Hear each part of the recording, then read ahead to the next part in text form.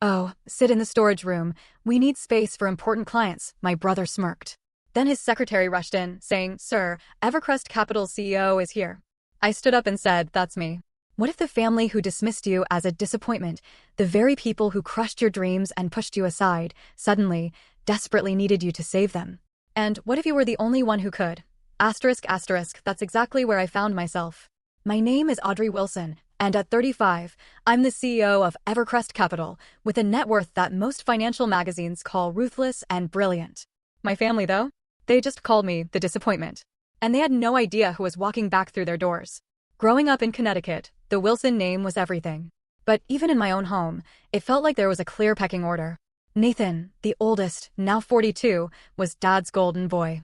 From the time he was a toddler, Dad paraded him through the office, introducing him as the future of Wilson Enterprises. Kyle, 40, easily slid into sales, charming clients with that easy smile and a golf swing that always impressed Dad. Brandon, 37, was the quiet one, brilliant with computers and systems, but he lacked the aggressive confidence our father valued above all else. And then there was me. I fell in love with business the moment I could read.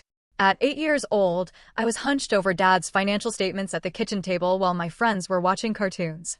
By 12, I was pointing out supply chain inefficiencies that no one else had noticed. My father would just ruffle my hair, call me smart cookie, and then promptly ignore every single suggestion. Business isn't really for girls, princess, he told me when I was just 14, after I'd spent weeks creating a detailed analysis of why we should expand into the healthcare sector. That same week, Nathan presented a half-baked idea about sports equipment manufacturing that ended up costing the company $2 million. Dad? He called it a learning experience. Despite the obvious, soul-crushing favoritism, I persisted. I truly believed merit would eventually win out. I worked 80-hour weeks at Wilson Enterprises throughout my 20s. I transformed our outdated accounting systems, landed our first international clients, and increased profitability by 43% in my division. I poured my life into that company, into their company. Then came the board meeting that shattered everything. Dad was turning 65 and announced his succession plan. My accomplishments? My top-tier education? The numbers that screamed my divisions were outperforming everyone else? None of it mattered. He named Nathan as his successor. Wilson Enterprises has always been led by a Wilson man, he explained afterward, deliberately not meeting my eyes. That's just tradition, Audrey. You'll still have an important role. That important role turned out to be working under Nathan, who, almost immediately, reassigned all my major clients to himself and Kyle. The final, brutal insult came when he moved me from my executive office, the one I'd earned, to a converted supply closet. Client-facing employees need the window offices, he said, like it was the most obvious thing in the world. I resigned the next day. No dramatic confrontation, no tearful goodbye. I just placed my letter on my father's desk before he arrived and walked out. The only person who even tried to stop me was Melissa, Nathan's secretary, who had always been kind. They don't deserve you, she whispered as I carried my small box of personal items to my car. But they'll regret this someday. I didn't look back. Instead, I used my savings and a small inheritance from my mother to start fresh. I reverted to using her maiden name, Hayes, partly to avoid the nepotism accusations that had followed me through business school, but mostly to ensure my success or my failure would be entirely my own. Evercrest Capital began in a tiny office, just me and 2 hungry recent graduates who believed in my vision. We specialized in identifying struggling but fundamentally sound manufacturing businesses, providing capital and restructuring expertise to turn them around. Within 5 years, we were managing a portfolio worth over $500 million. By year 8, we crossed the billion-dollar threshold and moved into our sleek headquarters in Manhattan. All the while, I maintained a strict policy. No one in my family was to know about my success. My executive team understood that any mention of Evercrest to the Wilsons would result in immediate termination. I wasn't hiding out of shame. I was building something that couldn't be dismissed as luck or nepotism. I followed Wilson Enterprises from afar, through industry publications and financial filings. After a strong start riding the momentum of initiatives I had started, the company began a steady, agonizing decline. Bad investments, lost clients, outdated technology, all symptoms of leadership more concerned with appearances than fundamentals. Then, 3 weeks ago, the news hit me. My father had suffered a heart attack. He survived, but the event triggered a cascade of problems for the company. Key investors pulled out upon learning of his health issues, and creditors were circling like sharks. Wilson Enterprises, the company my father had built over 50 years, was weeks away from bankruptcy. My first instinct? To let it burn. They had made their choice a decade ago. But something, Maybe my mother's voice in my head, reminding me that family is family, made me hesitate. I instructed my team to gather intelligence on Wilson's financial situation. What they found was worse than I imagined. My brothers had nearly run the company into the ground through a combination of incompetence and hubris. They were desperately searching for investors to inject emergency capital. And ironically, Evercrest Capital was on their short list of potential saviors. Not because they knew of my connection, but because we had developed a reputation for successful manufacturing turnarounds. When an email invitation to a Wilson family business emergency meeting appeared in my personal inbox, I decided to attend. Not as the CEO of Evercrest Capital, but simply as Audrey, the forgotten Wilson daughter. I wanted to see for myself if anything was even worth saving. The email, from Nathan's assistant, was formal and impersonal. Your presence is requested at Wilson Enterprises headquarters for a family business discussion on Friday, April 15th at 10 a.m. Please confirm your attendance. No, we miss you or hope you're well. Not even a personal signature. Just a corporate summon after 10 years of silence. I showed the email to Diane, my COO and closest confidant, in my corner office overlooking Central Park. You're not actually considering going, are you? She asked, eyebrows raised. After everything they did? I swiveled in my chair, looking out at the Manhattan skyline. I'm curious. Curious is reading their financial statements, which we've already done. This is masochism, Diane said, perching on the edge of my desk. They're going to try to guilt you into giving them money you earned despite them, not because of them. Maybe I conceded. But I want to see it with my own eyes. The company. Dad, all of it. Diane softened. And you're going as just Audrey, not as the CEO who could buy their company with her quarterly bonus. Exactly, I said. I want to see how they treat me when they think I have nothing to offer. After confirming my attendance, I spent the week preparing emotionally for the reunion. I chose my outfit carefully, an understated charcoal theory pantsuit that cost more than Nathan's first car, but didn't broadcast its price tag. I wore minimal jewelry, just my mother's simple gold wedding band on a chain around my neck. The drive back to Connecticut was a journey through memories. The exit off I-95 where Dad would always stop for ice cream on summer drives. The high school where I was valedictorian, but my brother's mediocre sports achievements still garnered more family celebration. The coffee shop where I drafted my resignation letter a decade ago. Wilson Enterprises headquarters looked smaller than I remembered. The receptionist didn't recognize me. I had to sign in as a visitor and wait for an escort. I sat on the same uncomfortable lobby chairs that Dad had refused to replace, despite my suggestions that they created a poor first impression. They're vintage, he'd insisted. Shows we have history. Now, they were just shabby. The elevator ride up was awkward. I shared it with two young employees who spoke in hushed tones about another round of layoffs and the emergency investor meeting tomorrow. They didn't ask who I was, and I didn't volunteer the information. Kyle was the first brother I encountered, hurrying down the hallway with a phone pressed to his ear. He did a double take, muttered, "Gotta go," into his phone, and pasted on a smile that didn't reach his eyes. Audrey. Wow, it's been a while. He gave me an awkward side hug. You look corporate. Hello, Kyle, I said coolly. Yes, it has been a while. 10 years to be exact. He had the decency to look embarrassed. Right. Well, Nathan's running around like crazy preparing for tomorrow. Big potential investors coming. Could save the whole business. He checked his watch. Speaking of which, don't let me keep you, I said. Brandon was next, emerging from what used to be the IT department. He'd aged more than I expected, premature gray streaking his temples. Unlike Kyle, he seemed genuinely pleased to see me. Audrey. He gave me a real hug. I can't believe you came. It's really good to see you. Thanks, Brandon. How have you been? His smile faltered. Oh, busy. Trying to keep our systems from falling apart while the budget keeps shrinking. He lowered his voice. It's bad, AUD, worse than they're admitting. Before he could elaborate, Nathan's voice boomed down the hallway. Well. Little sis has decided to grace us with her presence. Nathan had gained weight. His once athletic frame was soft around the middle. He'd lost some hair too, though he'd attempted to hide it with an unfortunate comb-over. The tailoring of his suit suggested he still thought he wore the same size as a decade ago. Hey, little sis, he said. So I gathered, I replied. What's the situation? Nathan waved dismissively. Nothing for you to worry about. Just a temporary cash flow issue. Once we secure this new round of funding, everything will be back on track. I could smell the whiskey on his breath at 11 a.m. Some things hadn't changed. Dad's expecting us all for dinner tonight at the house, he continued. 6. Don't be late. You know how he hates waiting for dinner.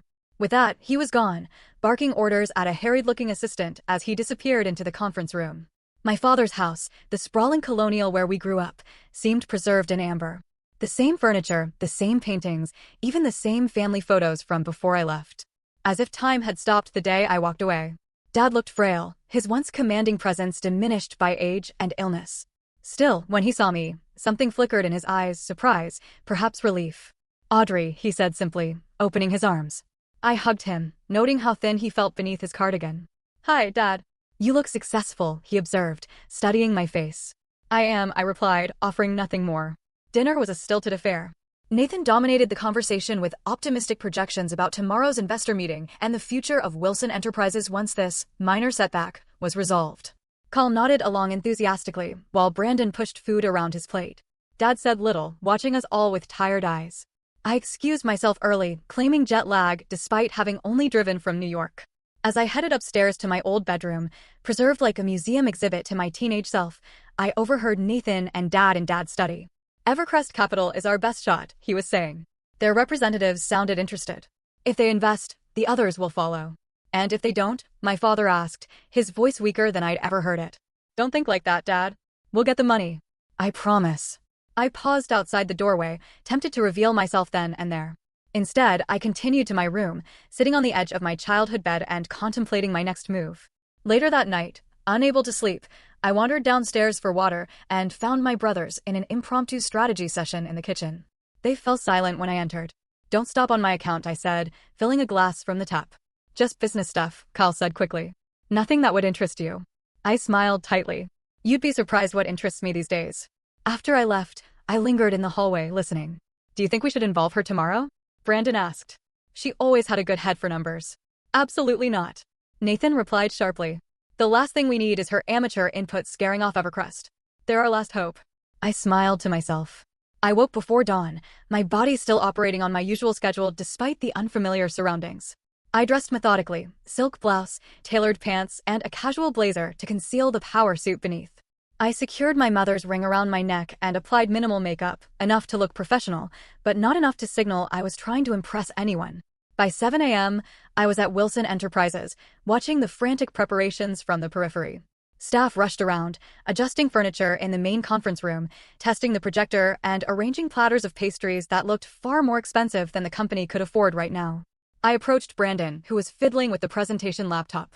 "Need any help?" He jumped slightly. "Oh, Audrey. Didn't see you there." "I'm pretty good with PowerPoint these days," I offered. Brandon hesitated, glancing toward Nathan's office. Let me just take a look," I said, sliding into the chair beside him. The presentation was a disaster. Inconsistent formatting, typos, and key financial projections that were, worst of all, fundamentally flawed. "Brandon, these projected growth numbers don't align with your current manufacturing capacity," I pointed out. "And this slide about future markets contradicts the data on slide 7. "Really?" He frowned, looking closer. I told Nathan those projections seemed optimistic, but he insisted. "What's going on here?" Nathan appeared in the doorway, coffee in hand. "Brandon, why isn't the presentation ready?" "I was just helping him polish a few things," I explained. "There are some inconsistencies in the financial. We don't need your help." Nathan cut me off. "This presentation has been vetted by actual financial professionals." I bit my tongue, knowing any defense of my qualifications would reveal too much. "Just trying to contribute." "The best way you can contribute is by staying out of the way," Nathan said. "The investors will be here in an hour, and we need everything perfect." Perfect was certainly not the word I would use for their preparation. As the morning progressed, I watched board members and additional potential investors arrive. Most were older men in conservative suits who barely glanced my way. A few nodded politely when introduced, but it was clear they viewed me as irrelevant to the proceedings. The conference room transformed into a buzzing hub of activity. Name placards were arranged around the massive oak table, all bearing names of people who, apparently, mattered more than me. At 9:45 a.m., 15 minutes before the scheduled start, Nathan approached me as I reviewed notes near the refreshment table. "Oh, Audrey," he said with a dismissive glance. "We need these seats for the real stakeholders. Why don't you sit in the storage room? We'll fill you in later." My expression remained neutral, despite the familiar sting. "The storage room. It's been converted to a small office," he explained impatiently. "There's even a chair. Melissa will show you." Kyle, standing nearby, looked uncomfortable but said nothing. Brandon actively avoided eye contact, suddenly fascinated by his tablet screen. Melissa, Nathan's long-suffering secretary, gave me an apologetic look as she led me down a hallway to what was, indeed, a glorified closet. A metal folding chair sat next to a dusty desk piled with old catalogs and forgotten office supplies. "I'm so sorry, Miss Wilson," she whispered. I tried to tell him this was inappropriate, but it's fine, Melissa, I assured her. Actually, it's perfect. She looked confused but nodded and left me alone in the cramped space. The irony wasn't lost on me. The billionaire CEO relegated to a storage closet in the company her father built. The room was a time capsule of Wilson Enterprises history. Boxes of old product catalogs from the 1980s and 1990s, framed newspaper clippings about company milestones, a dusty plaque commemorating Dad's Entrepreneur of the Year award in 1995. In one corner, I found a box labeled Family, containing old photographs, my high school graduation, where I stood proudly beside my father, the company picnic when I was 16 and had won the Employee Innovation Contest with an inventory management solution that the company still used, my mother, before cancer took her, smiling with her arm around me at my college acceptance. The thin walls allowed me to hear the nervous energy in the conference room. Nathan's voice carried as he rehearsed his opening remarks, sounding less confident with each repetition. I could hear the shuffling of papers and occasional muttered curses as last-minute changes were made to the presentation. Then I discovered something unexpected, a stack of recent financial documents that had apparently been hidden away rather than properly filed. I skimmed through them, my stomach sinking. The situation was far worse than even my team had uncovered. Wilson Enterprises wasn't just struggling. It was on the verge of complete collapse, unpaid vendors, missed loan payments, tax liens, a perfect storm of financial mismanagement.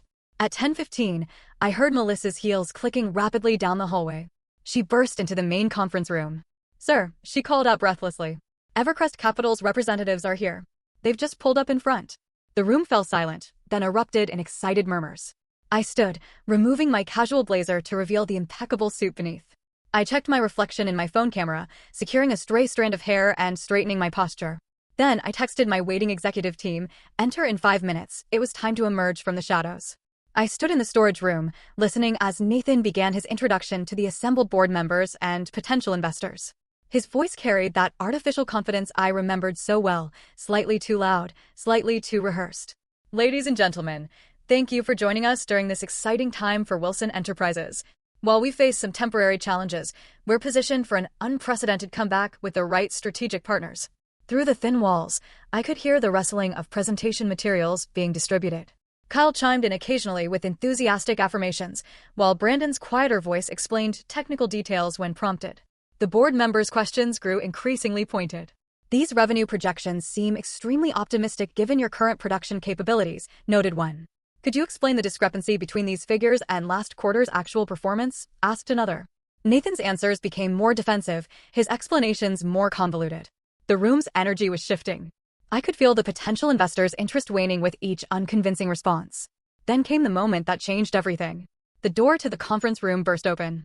I heard Melissa's breathless voice, "Sir, Evercrest Capital's CEO is here." An expectant hush fell over the room. I imagined them all turning toward the main entrance, waiting for the arrival of the financial savior they'd pinned their hopes on. I counted to 5, took a deep breath, and opened the storage room door. The silence that greeted my entrance was absolute. 20 faces turned to me in confusion. Then shock as understanding slowly dawned. Nathan stood frozen mid-gesture at the head of the table, presentation remote dangling from his hand. "Sorry I'm late," I said calmly, walking to the empty chair at the opposite end of the table. I was reviewing some interesting financial documents in the storage room where I was asked to wait. Nathan recovered first, his face contorting in confusion. "Audrey, what are you doing?" "We're in the middle of an important meeting. We're waiting for Hayes from Evercrest Capital." I smiled, placing my business card on the table and sliding it toward the center. "That would be me. Audrey Hayes." I reverted to my mother's maiden name when I started my company. One of the board members, Mr. Fitzgerald, who had been with the company since my father's early days, picked up my card. His eyes widened as he read it. "Audrey Wilson is Audrey Hayes?" "The Audrey Hayes, CEO of Evercrest Capital." I nodded, removing my company ID from my pocket and placing it beside the card. "The very same." The room erupted. Kyle's mouth literally hung open. Brandon stared at me with a mixture of shock and, was that admiration? The board members whispered urgently to one another, some looking impressed, others concerned. Nathan's face had drained of color. "This is some kind of joke," he stammered. "You can't be, I assure you, it's not a joke," I replied evenly. Evercrest Capital manages assets of over $3.2 billion. We specialize in manufacturing turnarounds, particularly family businesses facing succession challenges. Sound familiar? "But you've been, what? Working as a secretary somewhere all these years?" Nathan sputtered. How could you possibly? After I left Wilson Enterprises, I interrupted. I founded Evercrest with my savings and a small inheritance from Mom. We've grown exponentially year over year for the past decade. Forbes featured me last month, actually. The invisible billionaire, they called me, due to my preference for privacy. Nathan attempted to regain control of the room. Everyone, let's take a short break. Audrey, I need to speak with you privately. I don't think so, I said, my voice firm. I'm here as an invited potential investor, and I'd like to continue this meeting. If that's acceptable to you. I turned to the board. Mr. Fitzgerald nodded, a small smile playing at his lips. Several other board members murmured agreement. Excellent, I said, opening my portfolio. Now, I've reviewed the materials you provided to my team, as well as some additional documents I found while waiting in storage. I have several concerns I'd like to address. For the next 30 minutes, I methodically dissected the company's financial situation, pointing out the mismanagement, poor strategic decisions, and accounting irregularities that had brought Wilson Enterprises to the brink of bankruptcy. I was professional, but unsparing, backing every criticism with specific examples and data. The European expansion 3 years ago consumed 40% of available capital, but has yet to generate positive returns, I noted. The Miller account was lost due to repeated quality control failures that weren't addressed despite multiple warnings. And the company has been operating with outdated manufacturing technology, while the executive suite was renovated twice in 5 years. Nathan's face grew increasingly red as I spoke. When I finished, he exploded. This is ridiculous. You come back after abandoning the family, Nathan, Kyle said quietly. Maybe we should listen. No. Nathan slammed his hand on the table. She doesn't know what she's talking about. She's been gone. She's an outsider. Actually, Brandon interjected, surprising everyone. Everything she said is accurate. I've been trying to raise these same issues for years. The room fell silent again. Then, from the doorway, came a voice I immediately recognized. Let her speak, Nathan. My father stood there, looking older and frielier than he had at dinner, but with the commanding presence that had built Wilson Enterprises from nothing. He walked slowly to an empty chair, nodded for me to continue. Thank you, I said, acknowledging him with a slight nod before addressing the room again. Despite these challenges, I believe Wilson Enterprises has a solid foundation worth saving. The brand still has value. The core product line remains competitive. The workforce is skilled and loyal. I laid out my proposal. Evercrest would provide emergency capital in exchange for a controlling interest. There would be a restructuring of leadership, with performance-based metrics determining who stayed in management roles. The company would refocus on its most profitable product lines while modernizing its manufacturing capabilities. This isn't a hostile takeover, I clarified. It's a rescue operation. But it requires acknowledging reality and accepting significant changes. Nathan scoffed. So you want us to hand over the company Dad built to you after you walked away? I didn't walk away, Nathan. I was pushed out. You moved me to a closet, very much like the one you put me in today. I met his gaze steadily. But this isn't about the past. It's about whether Wilson Enterprises has a future. Kyle, always the peacemaker, attempted to mediate. Maybe we should consider Audrey's proposal. We do need the capital, and her track record speaks for itself. Brandon nodded in agreement. The company needs help. We all know it. Nathan looked to our father, clearly expecting him to back him up as he always had. Dad, tell them this is crazy. We can't let an outsider take control, even if she is family. Dad was quiet for a long moment, looking between us with tired eyes. For 10 years, he finally said, I've watched this company decline under your leadership, Nathan. I defended you, made excuses, convinced myself things would turn around, but they haven't. He turned to me. And for those same 10 years, I followed your success from afar. Read every article about Evercrest. Tracked every acquisition.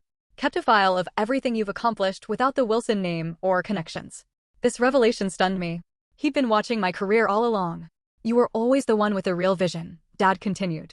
The drive, the discipline. I was wrong to overlook you because of tradition or gender or whatever foolish reason I told myself. He looked around the table. We should listen to Audrey. Not because she's family, but because she's earned the right to be heard. The room was silent as the weight of his words settled over everyone. Nathan looked as though he'd been slapped. Kyle appeared relieved. Brandon wore an expression that said, finally. I maintained my professional demeanor, though inside, emotions threatened to overwhelm me. Thank you, I said simply. I'll need complete access to all financial records and operations before making a final decision. My team is waiting outside and can begin the assessment immediately. I'll require an answer on my terms within 48 hours. I stood, gathering my materials. This meeting is adjourned for now. I suggest everyone take time to consider what's truly best for the company's future. As I walked out, board members and investors parted to let me pass, several nodding respectfully. Nathan remained frozen at the head of the table, his presentation forgotten. Kyle followed me, already trying to establish himself as my ally. Brandon hung back, but gave me a small thumbs up when our eyes met. At the door, Melissa waited with a smile. As I passed, she whispered, "That was badass, Miss Hayes." Indeed, it was. The Montclair Hotel's presidential suite had been transformed into Evercrest's temporary command center. When I entered, my executive team, Diane, Marcus, and Raj, looked up expectantly from their laptops. "So," Diane asked, searching my face, "how did our little surprise go over?" I kicked off my heels, dropping onto the nearest sofa. "About as well as you'd expect when you reveal to your estranged family that you're secretly a billionaire who could buy their failing company with pocket change." "That good?" Marcus grinned. Nathan looked like he was having a stroke, I admitted, feeling a mixture of vindication and unexpected guilt. "Dad actually defended me. Said he'd been following my career all along." "Seriously?" Diane raised an eyebrow. "The same dad who passed you over for being female?" I shrugged, the emotional complexity of the day finally hitting me. People are complicated. Once my team dispersed to begin their preliminary assessment, I allowed myself a moment alone. 10 years of proving myself, of building something from nothing, had culminated in today's revelation. The victory should have felt sweeter than it did. My phone began lighting up with notifications.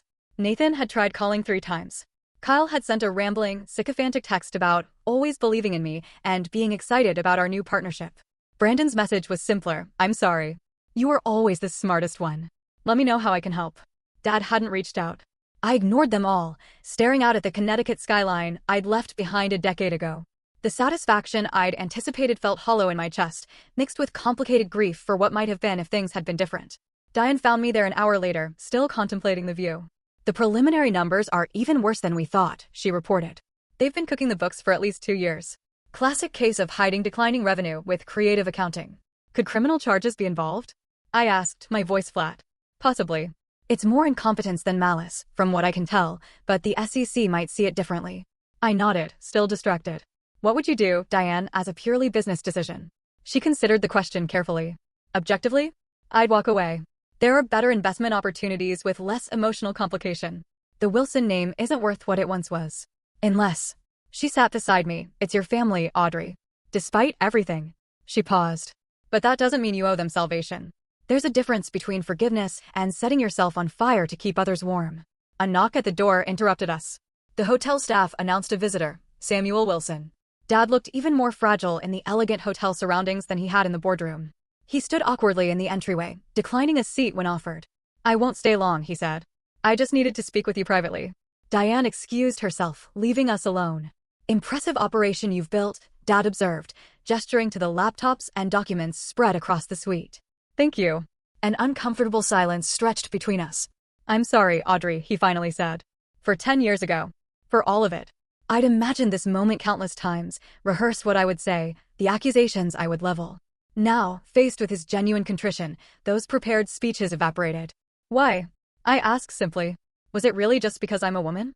He shook his head, looking ashamed. "That was part of it, outdated thinking I was raised with. But mostly, it was fear. You were so much more capable than your brothers. So much more like me than any of them. I was afraid you'd build something better than I had. Make my legacy seem small in comparison." He gave a sad laugh. "And then you went and did exactly that anyway." "I didn't do it to spite you," I said quietly. "I know. You did it because it's who you are. A builder. A visionary." He met my eyes directly. "Like I used to be, before I got caught up in preserving rather than growing." Another silence fell between us. "There's something else," he said finally. "Something the boys don't know yet. My health situation is more serious than I've let on. The heart attack revealed advanced coronary disease. The doctors give me a year, maybe 2, with aggressive treatment." The news hit me harder than expected. Despite everything, he was still my father. "I'm sorry," I said, meaning it. "I don't tell you this for sympathy," he clarified. "But because I need you to understand what I'm asking. Wilson Enterprises isn't just a company to me. It's my life's work. The thought of it disappearing, of nothing remaining to show for 50 years of building." He trailed off, emotion catching in his throat. "You want me to save it?" I finished for him. "I want you to consider saving it," he corrected. "Not for Nathan or Kyle or even me, but as a legacy worth preserving, flawed though it may be." After he left, I sat alone for a long time, conflicting emotions warring within me.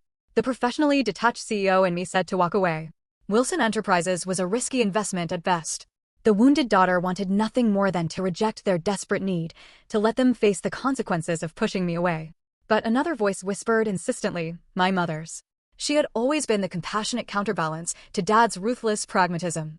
Family is family, she would say, even when they disappoint you. I called my therapist, Dr. Levine, for an emergency session. We'd worked together for years, processing the complex grief and anger I carried from my family relationships. It sounds like you're at a crossroads, she observed after I explained the situation, professionally and personally. I built Evercrest to prove them wrong, I admitted. To show my father, he made a mistake choosing Nathan over me. Now that I've done that, what's left? Perhaps the more important question, she said gently, is, what do you want? The question lingered with me as I directed my team to conduct a thorough analysis of Wilson Enterprises' financials. They worked through the night, accessing systems with passwords Brandon quietly provided, uncovering the full extent of the company's troubles. By morning, I had the complete picture, and it wasn't pretty. Years of mismanagement had left the once thriving company on life support. Multiple divisions were hemorrhaging money. Client relationships had deteriorated. Talented employees had fled for competitors. Yet, beneath the dysfunction, I could still see the bones of something worth saving. The core manufacturing technology remained sound. Several product lines continued to perform well despite neglect. Most importantly, many loyal employees had stayed, keeping things running through sheer determination. After 48 sleepless hours, I made my decision. I would help save Wilson Enterprises, but on my terms, with clear boundaries between family and business. 3 days after my dramatic revelation, I returned to Wilson Enterprises with my full executive team. We arrived precisely at 9 a.m., striding through the lobby like a tactical unit. Employees whispered as we passed, word of my true identity having spread throughout the company. The boardroom had been prepared for our arrival, fresh flowers, premium coffee service, presentation materials meticulously arranged. Nathan stood stiffly near the head of the table, clearly uncertain of his role in this new paradigm. Kyle hovered nearby, smiling too broadly. Brandon waited quietly by the projection equipment, looking more at ease than I'd seen him in years. The board members filed in, followed by my father, who took a seat to the side, present but deliberately not at the head of the table. Good morning, I began, once everyone was seated. Thank you for agreeing to this meeting on such short notice. My team has completed our preliminary assessment of Wilson Enterprises' financial position and operations. Today, I'll present our findings and a proposed path forward. For the next hour, I laid out in meticulous detail exactly what had gone wrong with the company and when. I was professional but unflinching, identifying specific decisions that had contributed to the decline. Nathan squirmed as I highlighted his European expansion failure. Kyle looked at the floor when I mentioned the loss of 3 major clients under his sales leadership. The company currently has negative cash flow of approximately $2.3 million per month, I concluded. At this burn rate, without intervention, Wilson Enterprises will be insolvent within 45 days. A heavy silence fell over the room. However, I continued, we believe the company can be saved with immediate, decisive action. I outlined our proposed turnaround plan. Evercrest would provide emergency capital of $50 million in exchange for 60% ownership. There would be a complete restructuring of the executive team, based on merit rather than family connections, and unprofitable divisions would be sold or shuttered. Manufacturing would be modernized with state-of-the-art technology. Additionally, I said, looking directly at the board, I will require installation as chairperson, with full authority to implement necessary changes without interference. Nathan stood abruptly. This is outrageous. You're talking about a hostile takeover of a family business. I'm talking about saving a family business that you've run into the ground, I replied calmly. The alternative is bankruptcy within weeks. Your choice. We can find other investors, he insisted, though his voice lacked conviction. Can you? I raised an eyebrow. In time? With these financials? Be my guest. Mr. Fitzgerald, the senior board member, cleared his throat. Nathan, perhaps we should consider Miss Hayes's. Ms. Wilson's offer seriously. The timeline she's presented aligns with our own projections. Nathan looked around for support, but found little. Even Kyle was studiously examining his coffee cup. This is still a family company, Nathan said desperately. Dad, tell them. All eyes turned to our father, who had remained silent throughout the presentation. He looked older than his years as he slowly rose to his feet. When I founded Wilson Enterprises, he began, his voice steadier than I expected. I had nothing but determination and a belief that I could build something worthwhile. Something that would last beyond me. He looked around the room. Somewhere along the way, I confused preserving my control with preserving the company itself. He turned to Nathan. Son, I did you no favors making you CEO before you were ready. I set you up to fail because I couldn't let go properly. Then, to me and Audrey, I failed you by not recognizing your talents when they were right in front of me. The room was utterly silent. This company bears our name, he continued, but its future matters more than our pride. If Audrey and her team can save what we've built, give employees security, and restore Wilson Enterprises to something we can be proud of, then we should be grateful, not defensive. Nathan stared at our father in disbelief. You're taking her side? After everything I've done. This isn't about sides, Nathan, Dad interrupted firmly. It's about survival. While Nathan processed this betrayal, Kyle, ever the opportunist, stepped forward. I think we should accept Audrey's offer. I'm happy to continue in whatever capacity would be most helpful. Brandon nodded in agreement. The plan makes sense. It's our best option. Backed into a corner, Nathan requested a private conversation with our father. They disappeared into an adjacent office while the board members murmured among themselves. Diane leaned close to me. That went better than expected. It's not over yet, I cautioned. Nathan won't surrender control easily. 20 minutes later, Nathan and Dad returned. Nathan's face was flushed, but his demeanor had changed. After discussing the situation with our father, he announced stiffly, I've decided to accept Evercrest's offer, with one condition. I remain on the executive team in some capacity. I considered this request. Keeping Nathan involved would be complicated, but firing him outright might create unnecessary resistance. You can remain as VP of Client Relations, I decided. Your institutional knowledge of long-term clients will be valuable during the transition. I paused. However, I added, this position will have clearly defined performance metrics, like every other role in the new structure. Nathan clearly hated the demotion, but recognized it was the best offer he would get. He nodded curtly. With that settled, the board voted unanimously to accept Evercrest's investment. The following weeks were intense. My team and I worked 16-hour days, implementing the turnaround plan. We conducted a comprehensive audit of every department, identified salvageable operations, and made difficult decisions about what had to go. The first executive meeting under the new structure was predictably tense. Nathan sat silently, fuming as I outlined the changes in reporting structure and accountability standards. Kyle adapted quickly, already trying to position himself as my trusted lieutenant. Brandon seemed relieved to finally have his technical expertise valued appropriately. From now on, I announced, advancement will be based on merit, not family connections. Everyone, including myself, will be held to the same performance standards. Implementation wasn't easy. Longtime employees loyal to Nathan resisted the new processes. Some openly questioned my authority, despite my official title. Others were simply resistant to change after years of doing things the Wilson way.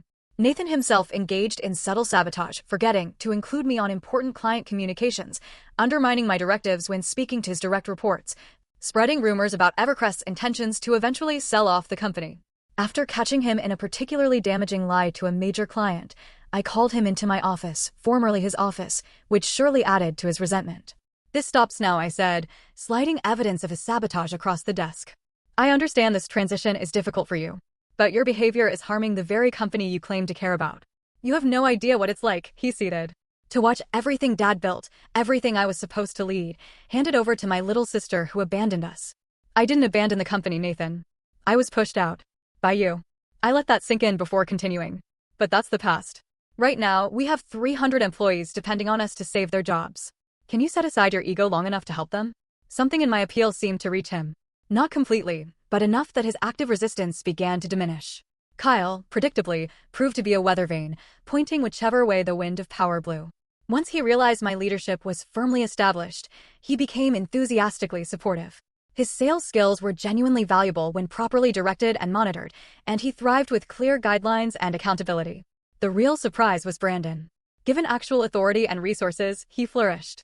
His technical innovations streamlined manufacturing processes, saving millions in operational costs. He assembled a talented IT team that modernized our outdated systems, improving efficiency throughout the company. 6 weeks into the restructuring, we faced a crisis. Our largest remaining client, Henderson Medical Supplies, was threatening to take their business to a competitor.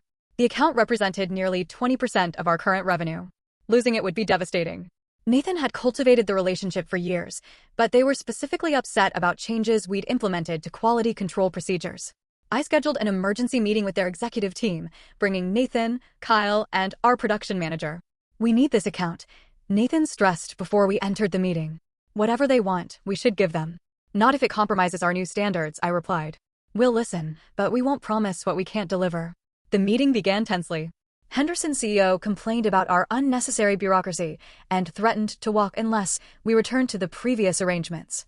When Nathan began immediately capitulating, I intervened. Mr. Henderson, I understand your frustration with the changes. Change is difficult for everyone. But let me explain why these new procedures are actually to your benefit. I proceeded to outline how our enhanced quality controls would reduce defect rates, improve consistency, and ultimately save them money on returns and customer complaints. I shared data from other clients who had already seen improvements and presented a cost analysis showing the long-term benefits. Additionally, I added, as a gesture of good faith, we'll extend a 5% discount for the next quarter while we prove the value of these changes. By the end of the meeting, not only had Henderson agreed to stay, but they were considering increasing their order volume. As we left, Nathan grudgingly admitted, that was impressive. I've been trying to get them to increase orders for 3 years. Different approaches work in different situations, I replied, not unkindly. Your relationship with them got us in the door. My data convinced them to stay. It was our first moment of genuine professional respect. The company's turnaround began gaining momentum. Operational costs decreased by 30% through efficiencies and strategic cuts. New clients, attracted by our improved quality and reliability, began signing contracts. Employee morale improved as they saw the company stabilizing. My father attended weekly update meetings, sitting quietly at the back of the room.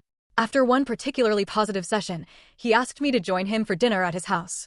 The family home felt different now, less intimidating, more like a place of faded memories. We sat in the dining room, where countless tense family meals had taken place. You've accomplished more in 2 months than Nathan did in 10 years, Dad said without preamble. I had a stronger foundation to start with, I replied, not wanting to deepen the rift between him and Nathan. And a more urgent situation that allowed for dramatic changes. He smiled slightly. Always diplomatic when it counts. Your mother was the same way. The mention of Mom created a moment of shared remembrance between us. I've been thinking about her a lot lately, he admitted, wondering what she would think of all this. Of what I did to you. She would have been disappointed, I said honestly. But she also believed in second chances. He nodded, looking down at his barely touched dinner. That's what I'm hoping for. A second chance to be the father you deserved. The words hung between us. I'd like that, I said finally. But it will take time. Trust isn't rebuilt overnight. I understand. He hesitated, then added, would you consider making these dinners a regular thing? Just to talk. No business. It was a small request, yet somehow monumental in its implications. A first step toward healing what had been broken. I think I can manage that, I agreed. The following week, I instituted a new tradition, family dinner every Sunday evening. Not mandatory, but open to all Wilsons. The first few were awkward, conversations stilted and carefully avoiding controversial topics. But gradually, something shifted. Nathan brought his wife and teenage sons, who were curious about their badass aunt they'd barely known. Kyle actually prepared a dish rather than bringing store-bought contributions. Brandon showed up early to help set up. During the third such dinner, Nathan made a self-deprecating joke about his failed European expansion. We all froze, unsure how to respond, until I laughed, genuinely laughed, and the tension broke. Soon, everyone was sharing stories of business missteps and lessons learned. For the first time in over a decade, it felt like we might actually become a family again. Different from before, with clearer boundaries and expectations, but a family nonetheless. 6 months passed in a blur of strategic decisions, operational changes, and careful rebuilding. What had once seemed impossible was now reality. Wilson Enterprises was not just surviving, but beginning to thrive again. The emergency capital infusion had stabilized our finances. Strategic divestment of unprofitable divisions generated additional cash flow. Most importantly, our renewed focus on quality and innovation had restored client confidence and attracted new business. The most significant development came unexpectedly. During a routine review of potential acquisition targets, my Evercrest team identified surprising synergies between our portfolio companies and Wilson Enterprises' core business. What began as a rescue operation evolved into a strategic merger, with Wilson Enterprises becoming the manufacturing arm of a larger, more diversified operation. The day we announced the formal merger was surreal. I stood at the podium in the company atrium, facing employees from both organizations, my family seated in the front row. Today marks not an ending, but a new beginning, I told them. Wilson Enterprises and Evercrest Capital are stronger together than apart, combining century-old manufacturing expertise with cutting-edge financial and operational strategies. I glanced at my father, who nodded slightly, pride evident in his eyes.